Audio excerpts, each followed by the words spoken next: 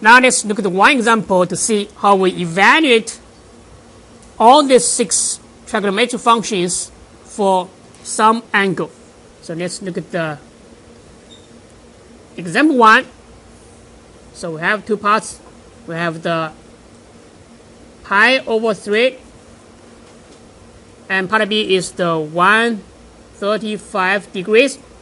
So right now we need to find those 6 trigonometric functions evaluated at these 2 angles.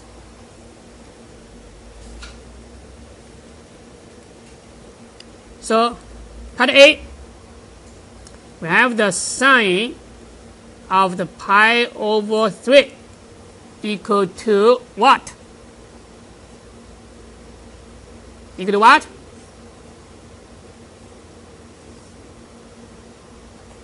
Root of 3, right, over 2, because pi over 3 is equal to 60 degrees, right? So sine of the pi over 3 is equal to root of 3 over 2.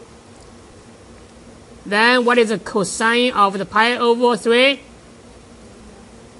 1/2, right? 1/2. So this guy is equal to 1/2. So after we find the values of the sine and cosine, which are basic, then we may use them to find the values for the other 4 trigonometric functions. So now let's go to the tangent. Tangent pi over 3, which is equal to sine of the pi over 3 over the cosine of the pi over 3 by the identities from the definitions. So this guy is equal to root of 3 over 2 divided by 1/2.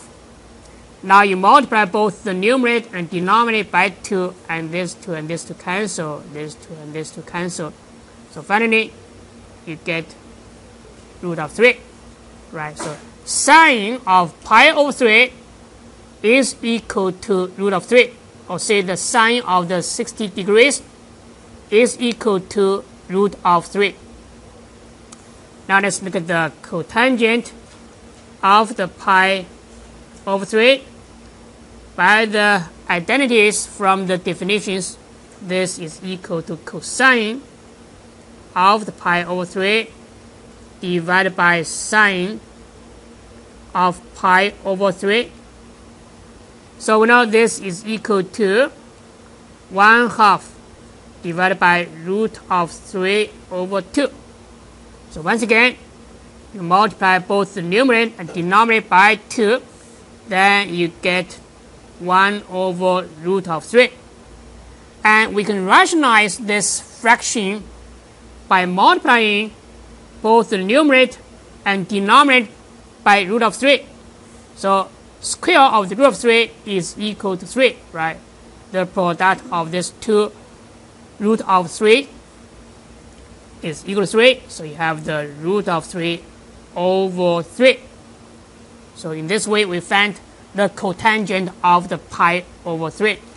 Cotangent of the 60 degrees is equal to root of 3 over 3. Now let's move to the next page. Then we find the secant of pi over 3.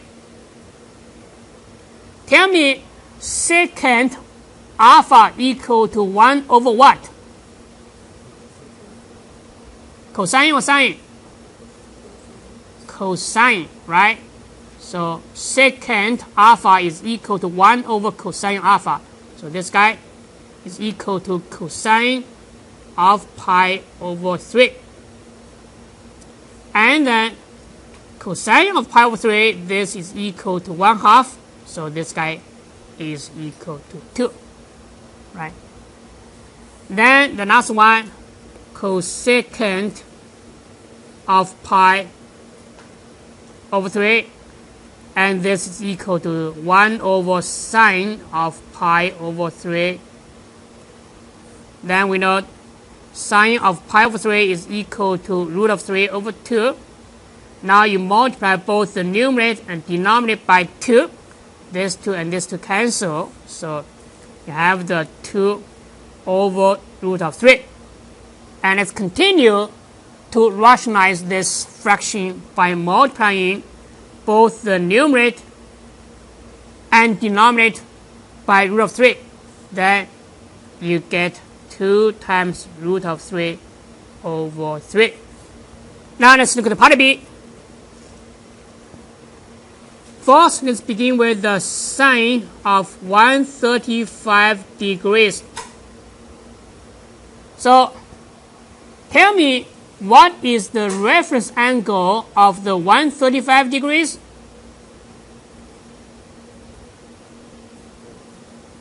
Reference angle. What is the reference angle of 135 degrees? 45, right? If you are not sure, you may draw a sketch of this angle. So this is 135 degrees, right? So the reference angle of this angle, that should be the angle formed by this terminal side and the negative x-axis, right? So that should be equal to 180 degrees minus 135 degrees. Okay? So now we may use the sine of this reference angle, sine of the 45 degrees, to find the value of the sine of the 135 degrees. Now tell me, what is the sine, SIN, of this sine of the 135 degrees? Positive or negative? Positive, right? In the quadrant 2, the y value is positive. So the sine here is positive. So first, we find the sine value of the reference angle, and then we use the position of this original angle to determine this sine, right? So now this guy is equal to root of 2 over 2, right? Sine of the 45 degrees is equal to root of 2 over 2. Now, let's look at the cosine of the 135 degrees. So similarly, we can use the reference angle, so cosine of 45 degrees. Now, tell me, what is the sine of the cosine of 135 degrees? Positive or negative? Positive or negative? Negative, right?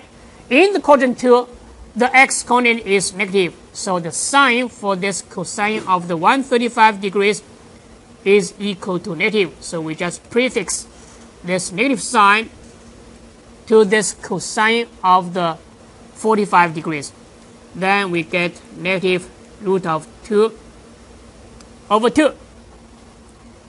So now, after we find the values for the sine and the cosine, then we can easily get the tangent, cotangent, secant, and cosecant. So tangent of 135 degrees, this is equal to sine of 135 degrees over the cosine of the 135 degrees. So this guy is equal to positive root of 2 over 2 divided by negative root of 2 over 2. So it's equal to negative 1, right? And then cotangent of the 135 degrees, which is equal to cosine of 135 degrees divided by sine of 135 degrees. And this is equal to negative root of 2 over 2 divided by root of 2 over 2. So this is equal to negative 1.